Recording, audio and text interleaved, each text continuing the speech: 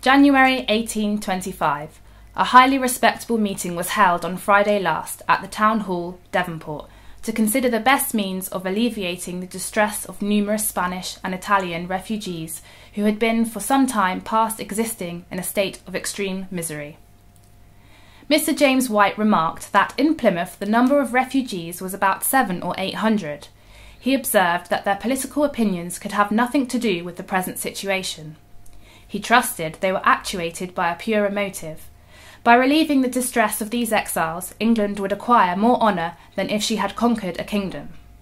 He remarked that the efforts in the cause of charity which had been made by this little eye of the ocean surpassed those of all other kingdoms of the earth united.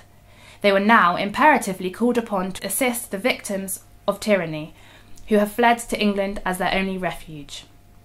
It had been said that we have enough distresses of our own. He agreed with that remark, but observed that those of the natives of this country had a parish to apply to for relief, which these destitute exiles did not.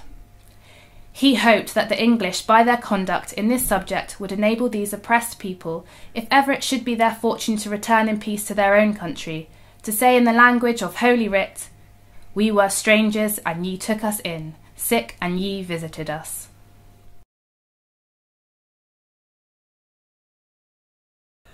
Elphinstone Depot, Plymouth, was a government-sponsored emigration depot during the early Victorian era.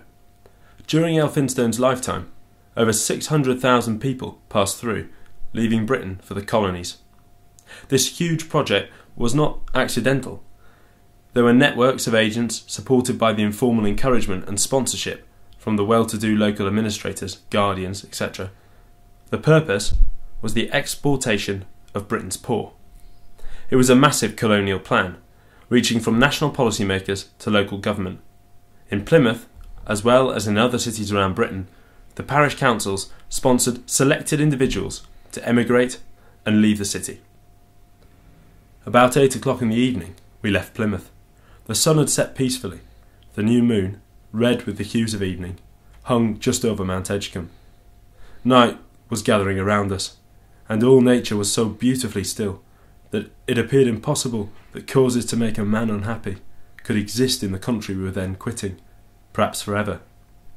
But I had only to remember the continued difficulties and harassment of mind we had experienced during those past 2 years to enable me most cheerfully to part with those of my family, then assembled on the beach to see the last of us.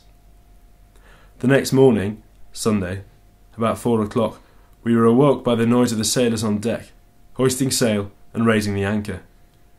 And when I come on deck, at 8 o'clock, we were outside the breakwater, and had commenced our voyage.